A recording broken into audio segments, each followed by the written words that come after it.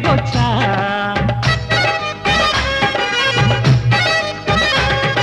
miss వరల్లు కప్పును చేసుకో miss అయి తిరిగొచ్చా